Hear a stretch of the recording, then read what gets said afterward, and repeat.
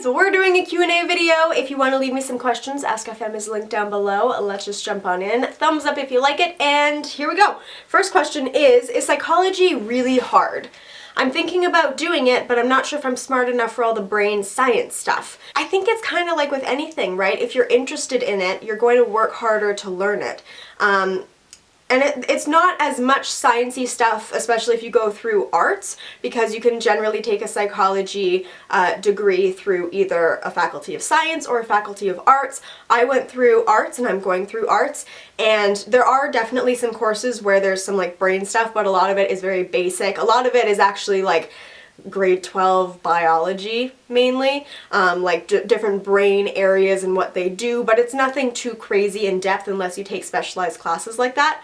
But a lot of it is just the history of psychology and mental illnesses and, you know, how you interact with people and kind of learning why people behave the way that they do. It's really an interesting thing, and if you're interested in psychology, people tend to do well in it. Just as, again, with anything, if you're interested, you tend to work harder to learn the material. Have you ever been in a long-distance relationship? My first actual, what I would consider to be real relationship was long distance, and that was about 6 or 7 months, and it's hard. It's really hard, especially because we were both very young at the time. I was like 16, 17, or maybe 17, 18, and money was a thing, and this wasn't just like a long distance couple hour thing, it was like separate countries. So it was definitely a difficult thing to make work, but we did for a while, and I think that they can work as long as you guys have visiting and you have that trust and you communicate. And I mean, I think that you also have to realize that if you're doing a long distance relationship, there's things that you might have to sacrifice, like nights out, to instead be at home and make sure that your relationship is still strong, and have those Skype days, and also, of course, have those times when you're actually in person together to just be with your relationship. And also, I think it's a good idea with long distance relationships to have kind of an idea of when you might end up in the same place, because I don't think it's necessarily realistic to be in a long distance relationship that's completely open-ended, like, we'll never live together ever, we'll never be in the same city. So, I mean, there's sometimes, I mean, I think that there kind of has to be that end point where you're like, okay, 4 years of university and then we'll figure it out and like be together. What do you think of smartphone addiction?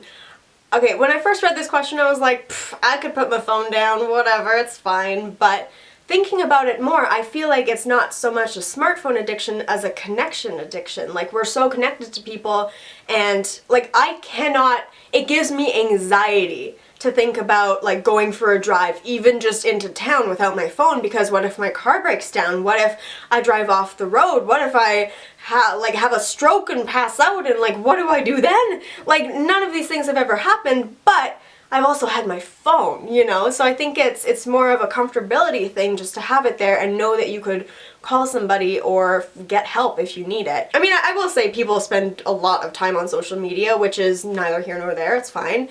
I mean, my job is on social media, so I'm not gonna sit here and knock it, but I also think that people are texting me when I'm trying to film. How rude. It is important to have a basis of your life in reality, to have those friends in real life, to have those activities and those places that you go in real life, because living your life fully online, while it's definitely a possibility now, it's not the most like healthy thing to do, in my opinion.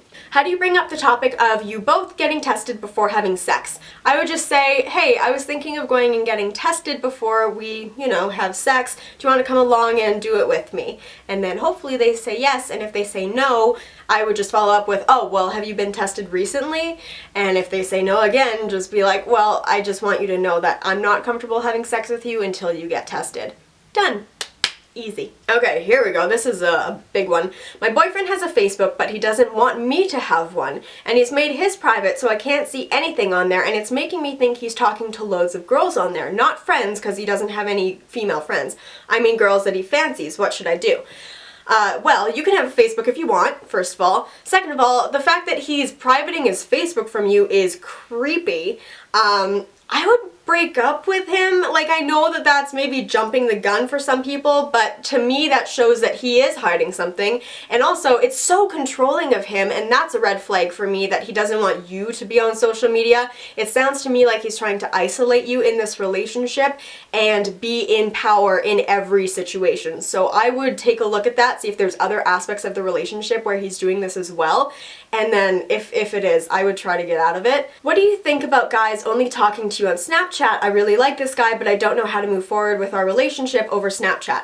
So if I were talking to somebody over Snapchat who also lived in like my area and we're like friends of friends or something, and I would just, during like one of our Snapchat conversations, be like, hey, I always feel like I'm missing your messages or something. Here's my number, shoot me a text or something like that, right? So you can move it on to another kind of more personal forum. But if they want to stay on Snapchat, I would say they're not super invested, and that's okay. They don't have to be. You can move along and find another person who is invested. But that is it for this Q&A, guys. I'm trying not to pre-film too many videos. I have so many questions I could go through, but I'm also like, I don't want so many videos where it's like, my hair is orange, you know? So this is like a transitional hair phase, but you know, we're working on it. Anyways, so thanks for watching that super necessary explanation that I just did, and I will see you guys in the next video. Bye.